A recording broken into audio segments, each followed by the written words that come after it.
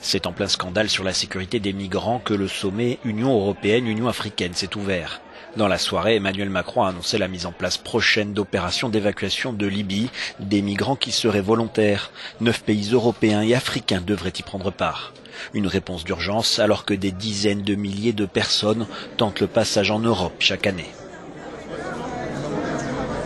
Il faut donner la capacité pour des canaux de migration régulière. Par exemple pour des étudiants qui peuvent ensuite rentrer dans leur pays pour faire bénéficier à leur pays les formations qu'ils ont suivies. Mais dans le même temps, quand il y a des personnes en séjour irrégulier en Europe, on doit avoir une forme de coopération. On doit aussi pouvoir soutenir des projets concrets d'aide au retour, d'aide à la réadmission dans les pays d'origine. Mais la cause profonde de ces migrations, c'est souvent l'insécurité, c'est souvent les guerres, c'est souvent l'extrême pauvreté. C'est ça le point de départ de ces migrations.